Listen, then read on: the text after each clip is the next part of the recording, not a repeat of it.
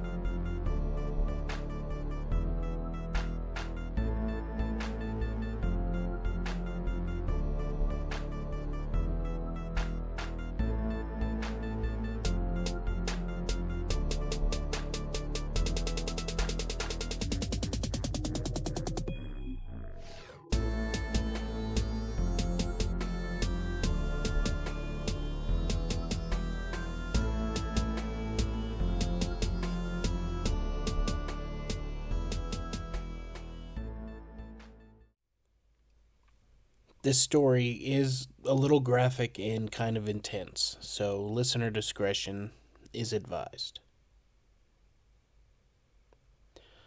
On February 12th, 1993, in Merseyside, England, two 10-year-old boys, Robert Thompson and John Venables, abducted, tortured, and murdered a 2-year-old boy named James Patrick Bulger. Thompson and Venables led Bulger away from the New Strand shopping center in Bootle after his mother had taken her eyes off of him momentarily. His mutilated body was found on a railway line 2.5 miles away in Walton, Liverpool, 2 days later. Thompson and Venables were charged on February 20th, 1993, with abduction and murder. They were found guilty on November 24th, making them the youngest convicted murderers in modern British history. They were sentenced to indefinite detention at Her Majesty's pleasure and remained in custody until a parole board decision in June 2001 recommended their release on a lifelong license at age 18. Venables was sent back to prison in 2010 for breaching the terms of his license, and was released on parole again in 2013, and in November 2017 was again sent to prison for possessing child sexual abuse images on his computer. The Bulger case has prompted widespread debate on how to handle young offenders when they are sentenced or released from custody. CCTV at the New Strand shopping center in Bootle on February 12th showed Thompson and Venables casually observing children, apparently selecting a target. The boys were playing truant from their local primary school, which they did regularly. Throughout the day, Thompson and Venables were seen shoplifting various items, including candy, batteries, a troll doll, and a can of blue modeling paint. One of the boys later revealed that they were planning to abduct a child, lead him to the busy road alongside the shopping center, and push him into the oncoming traffic. That same afternoon, 2-year-old James Patrick Bulger from Kirkby went with his mother Denise to the New Strand shopping center.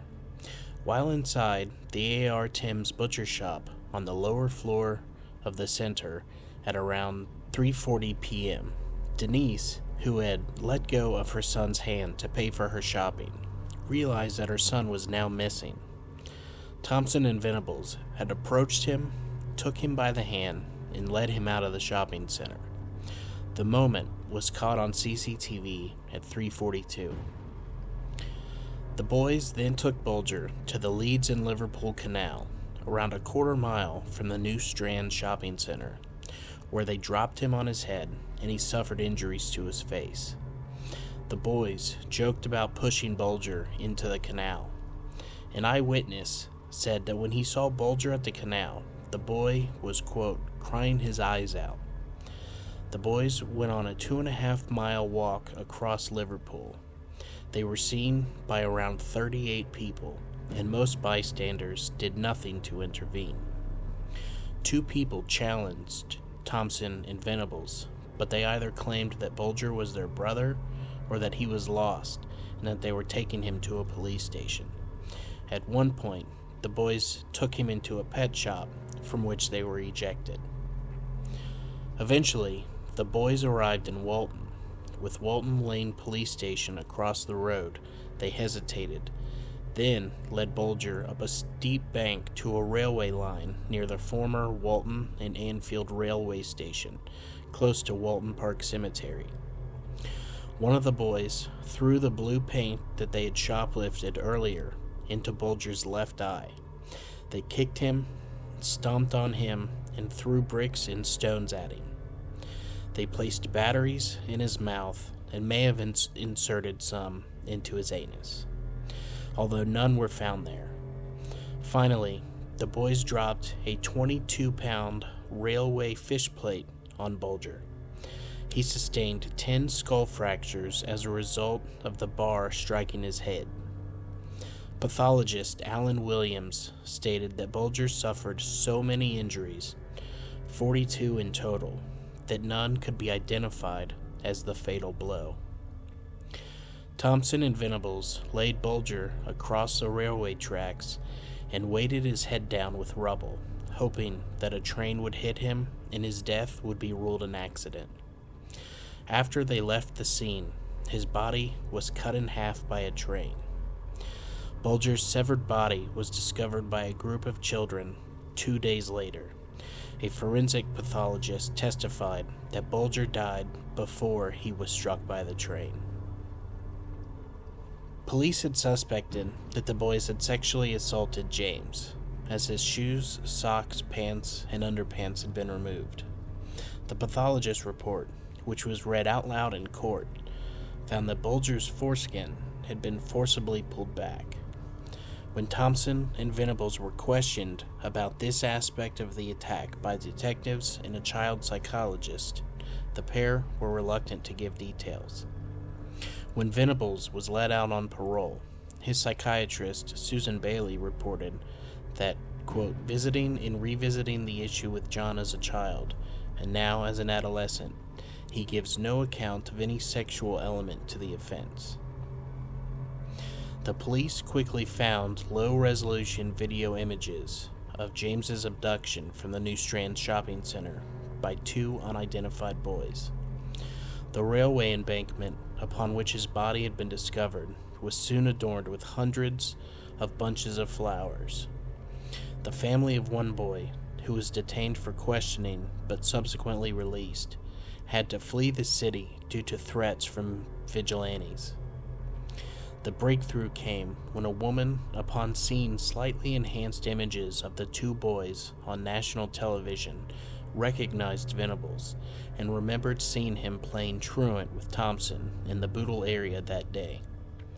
She contacted the police and the boys were arrested.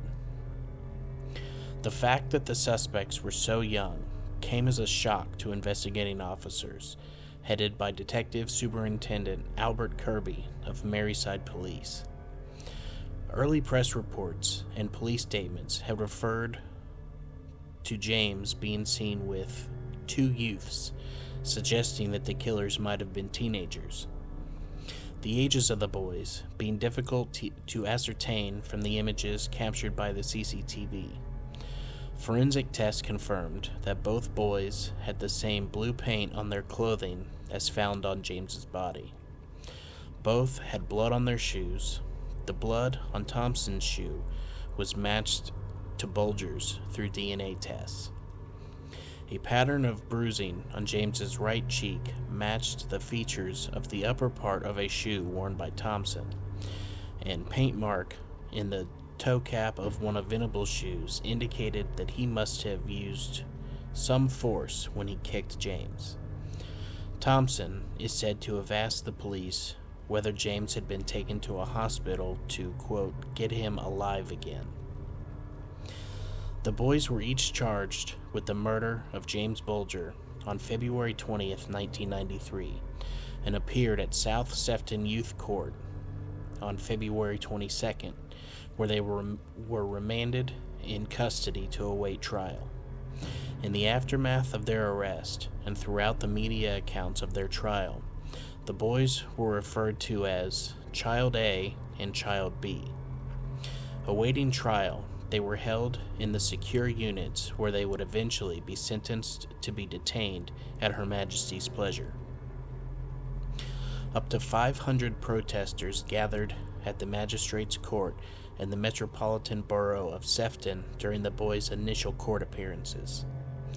The parents of the accused were moved to different parts of the country and assumed new identities following death threats from vigilantes. The full trial opened at Sessions House, Preston, on November 1st, 1993, conducted as an adult trial with the accused in the dock away from their parents, and the judge and court officials in legal regalia. The boys denied the charges of murder, abduction, and attempted abduction. The attempted abduction charge related to an incident at the New Strand Shopping Center earlier on February 12th, the day of James's death. Thompson and Venables had attempted to lead away another 2-year-old boy, but had been prevented by the boy's mother. Each boy sat in view of the court on raised chairs so they could see out of the dock designed for adults, and were accompanied by 2 social workers and guards. Although they were separated from their parents, they were within touching distance when their families attended the trial. News stories reported the demeanor of the defendants. These aspects were later criticized by the European Court of Human Rights, which ruled in 1999 that they had not received a fair trial by being tried in public in an adult court. At the trial, the lead prosecution counsel, Richard Hendricks, successfully rebutted the principle which presumes that young children cannot be held legally responsible for their actions. Thompson and Venables were considered by the court to be capable of, quote, mischievous discretion, meaning an ability to act with criminal intent, as they were mature enough to understand that they were doing something seriously wrong. A child psychiatrist, Eileen Vizard, who interviewed Thompson before the trial, was asked in court whether he would know the difference between right and wrong, and that it was wrong to take a young child away from his mother, and that it was wrong to cause injury to a child. Vizard replied, "If the issue is on the balance of probabilities, I think I can answer with certainty." Vizard also said that Thompson was suffering from post-traumatic stress disorder after the attack on James. Susan Bailey, the Home Office's forensic psychiatrist who interviewed Venables, said unequivocally that he knew the difference between right and wrong. Thompson and Venables did not speak during the trial, and the case against them was based to a large extent on the more than 20 hours of tape-recorded police interviews with the boys, which were played back in court. Thompson was considered to have taken the leading role in the abduction process, though it was Venables who had apparently initiated the idea of taking James to the railway line. Venables later described how James seemed to like him, holding his hand and allowing him to pick him up on the meandering journey to the scene of his murder. Lawrence Lee, who was the solicitor of Venables during the trial, later said that Thompson was one of the most frightening children he had ever seen, and compared him to the Pied Piper. After his appearances in court, Venables would strip off his clothes saying, quote, "I can smell James like a baby smell."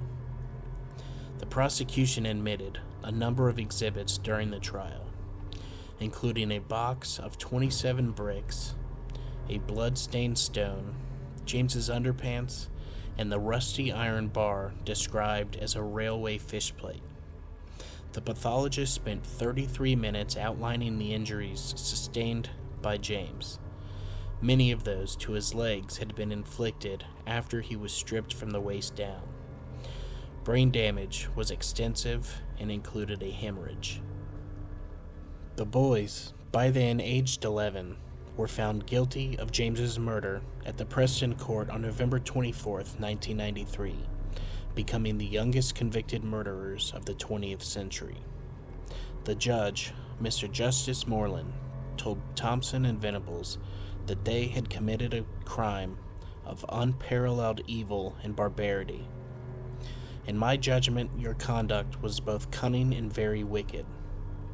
Moreland sentenced them to be detained at Her Majesty's pleasure with a recommendation that they should be kept in custody for, quote, a very, very many years to come, recommending a minimum term of 8 years. That's not enough. At the close of the trial, the judge lifted reporting restrictions and allowed the names of the killers to be released, saying, "I did this because the public interest overrode the interest of the defendants. There was a need for an informed public debate on crimes committed by young children." David Omond later criticized this decision and outlined the difficulties created by it in his 2010 review of the probation service's handling of the case.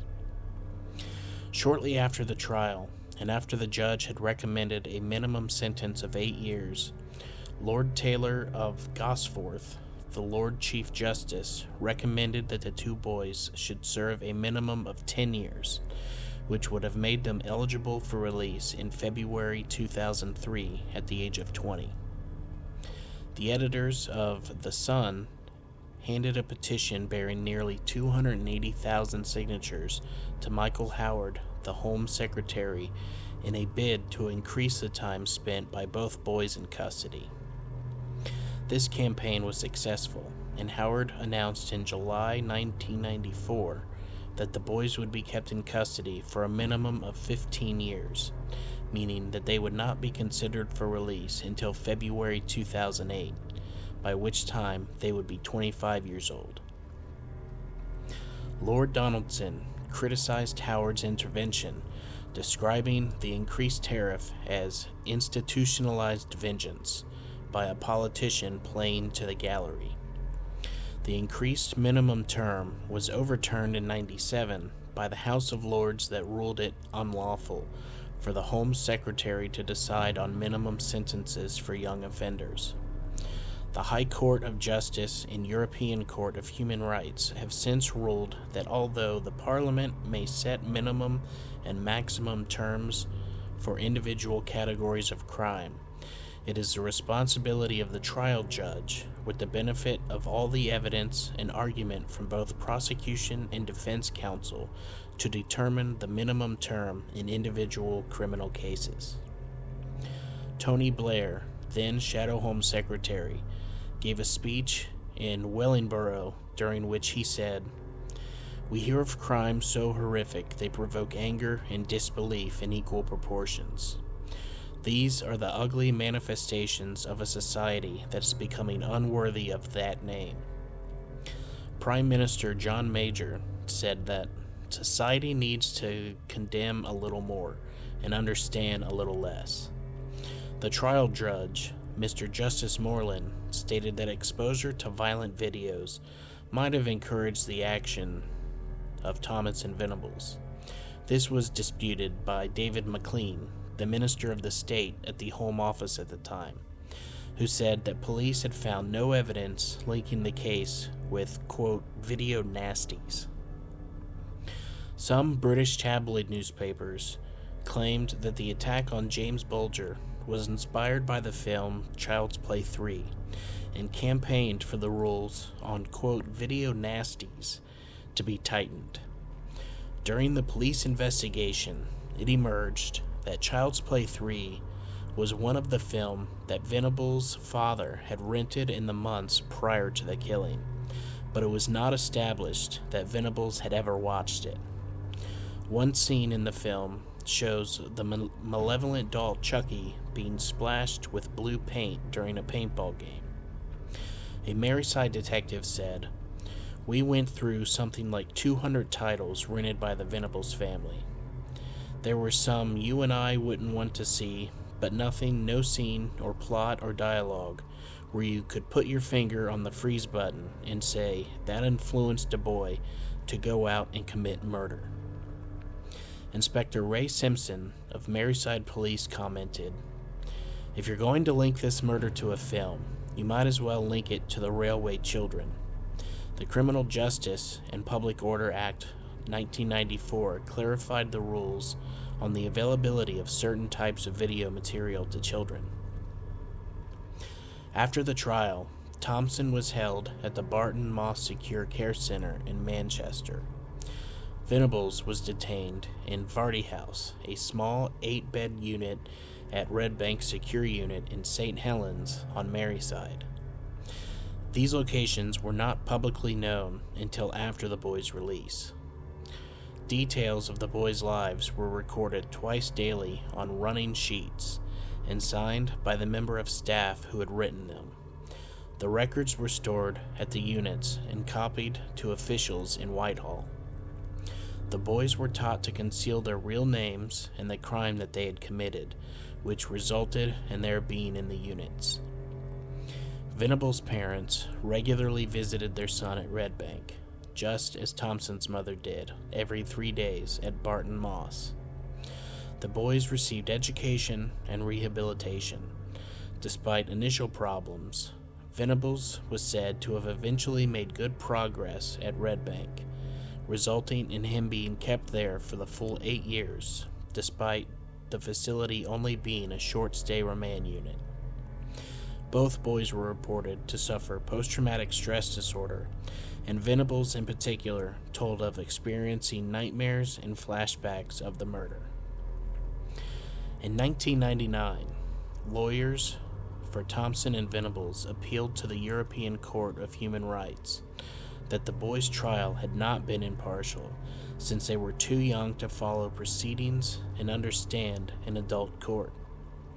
The court dismissed their claim that the trial was inhuman and degrading treatment, but upheld their claim that they were denied a fair trial by the nature of the court proceedings. The court also held that the Home Secretary's intervention had led a highly charged atmosphere, which resulted in an unfair judgment. On March 15, 1999, the court in Strasbourg ruled by 14 votes to 5 that there had been a violation of Article 6 of the European Convention on Human Rights regarding the fairness of the trial of Thompson and Venables.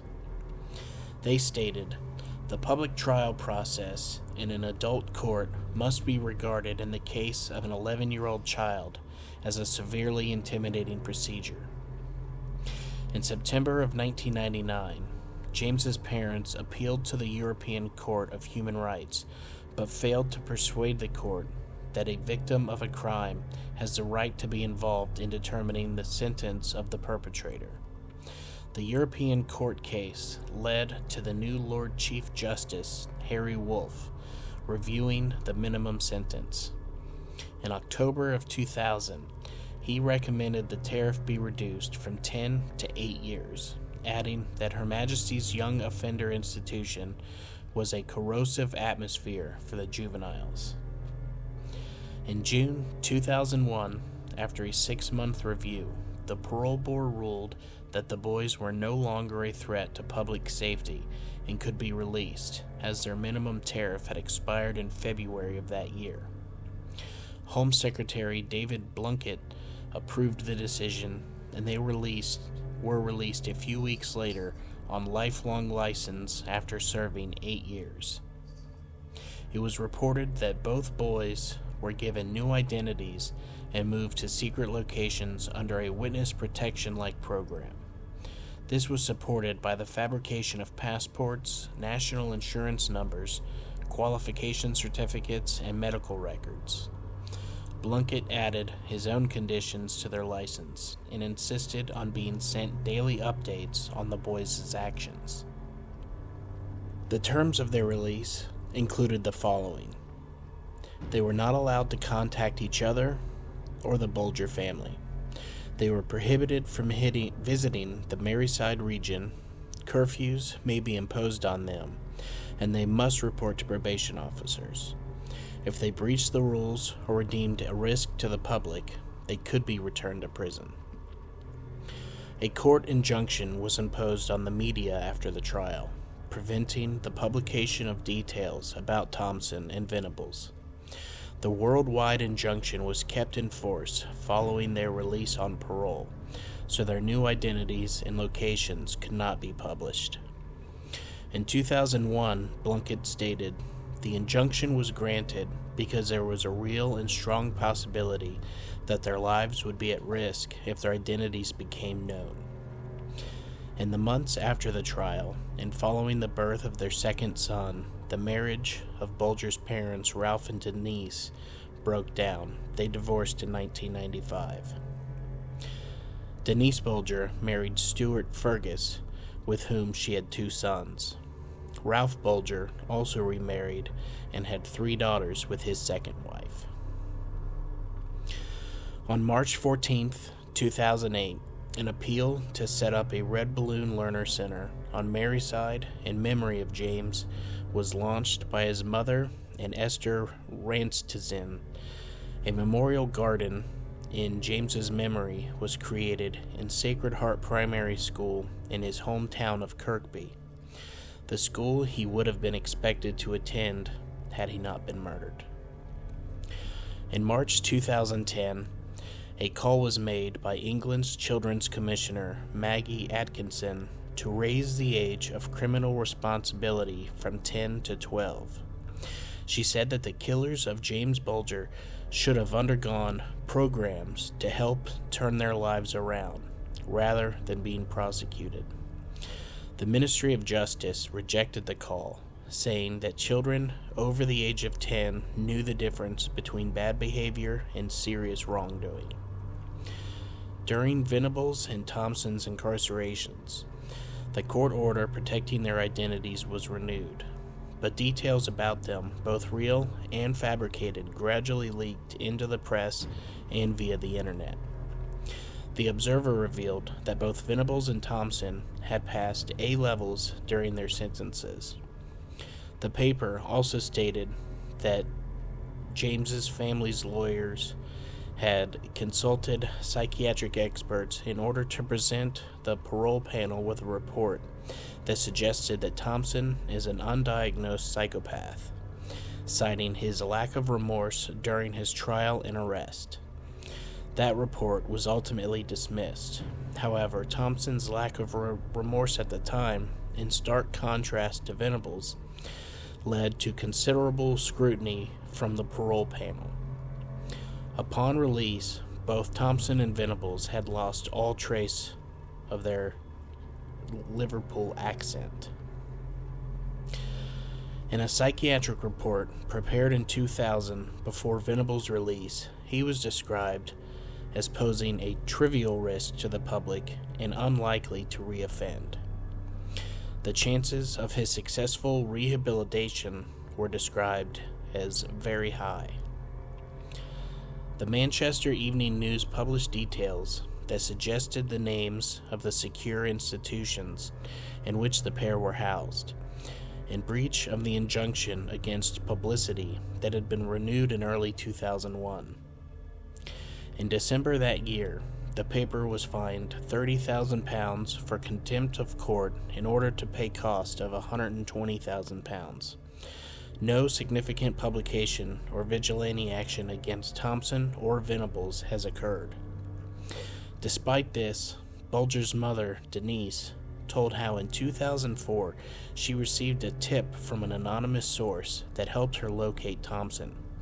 Upon seeing him, she was paralyzed with hatred and was unable to confront him.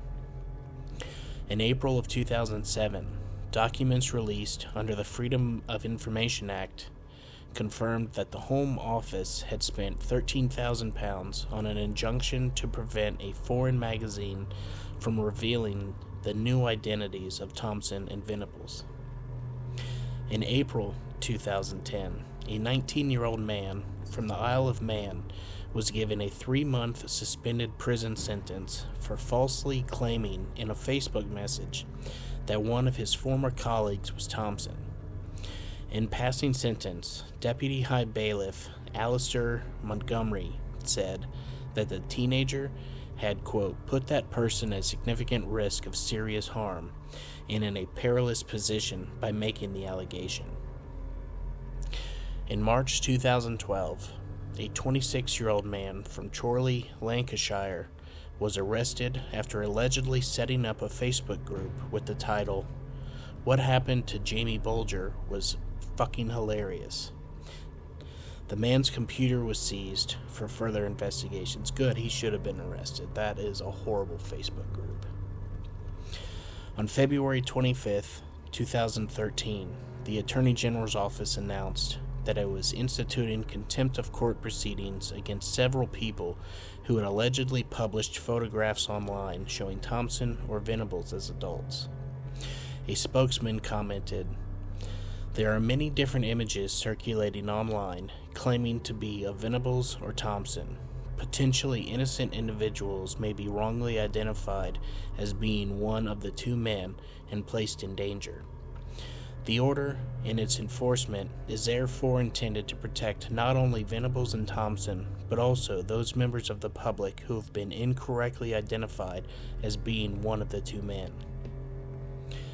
On April 26, 2013, 2 men received suspended jail sentences of 9 months after admitting to contempt of court by publishing photographs that they claimed to be of Venables and Thompson on Facebook and Twitter.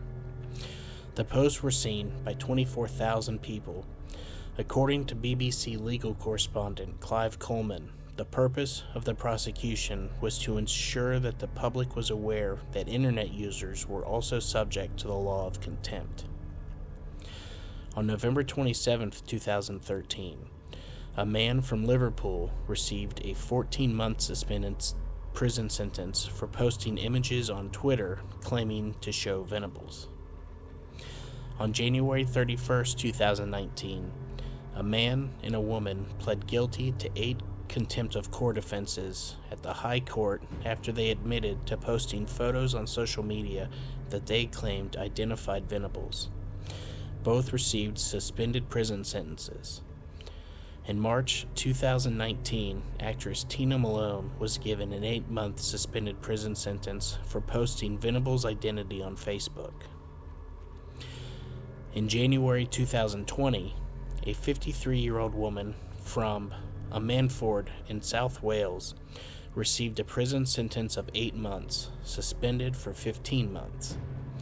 In November 2017, she had published an alleged photograph of Venables on Facebook with the advice, "Share this as much as possible."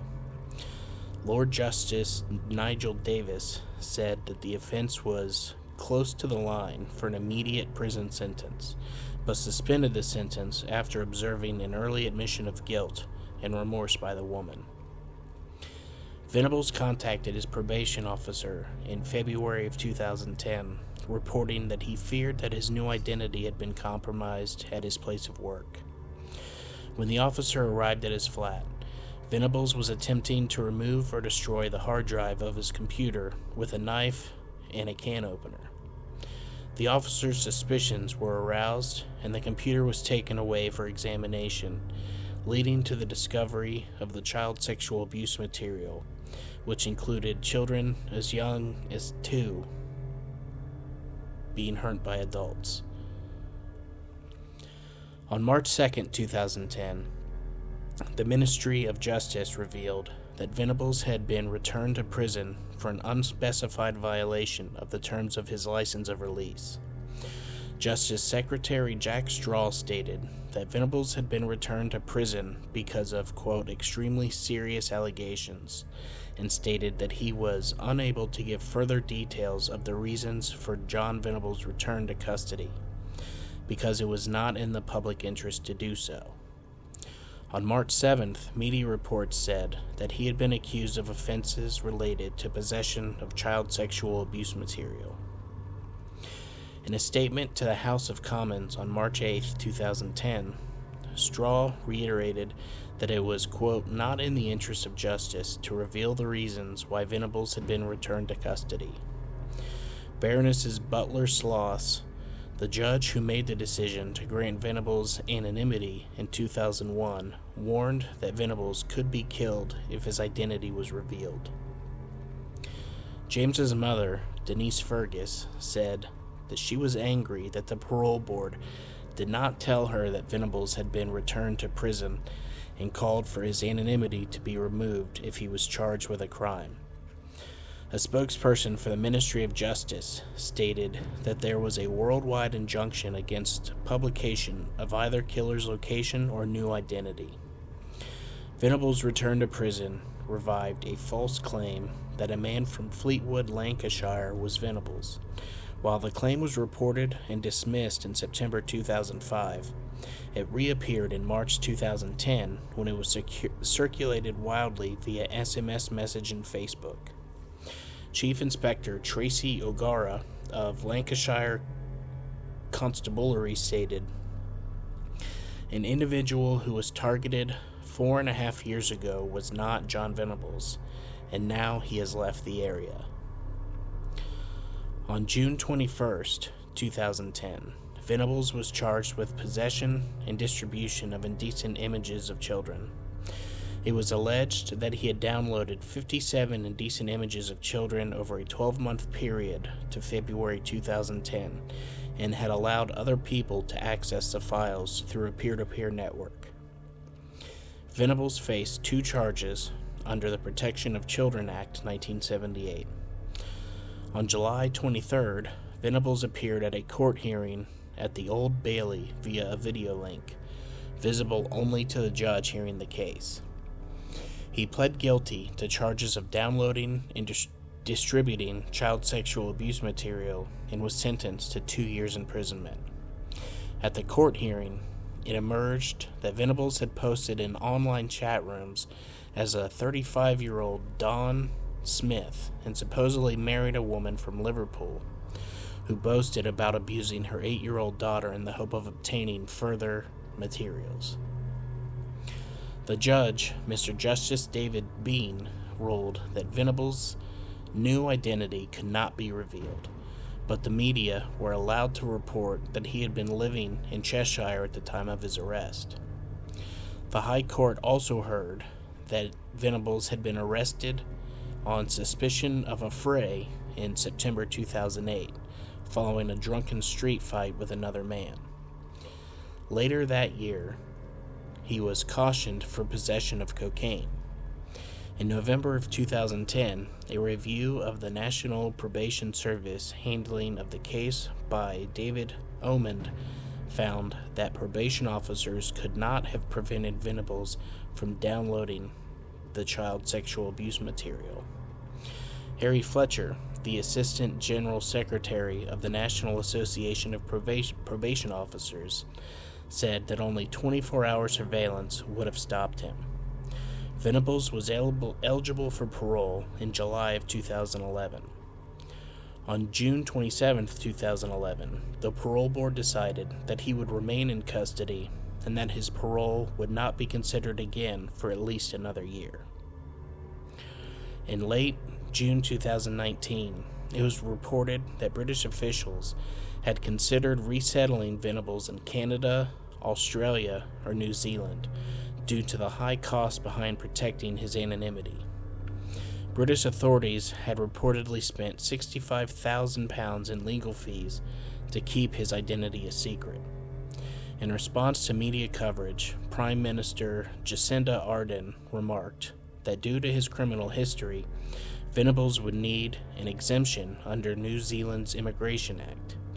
and that he should, quote, not bother applying.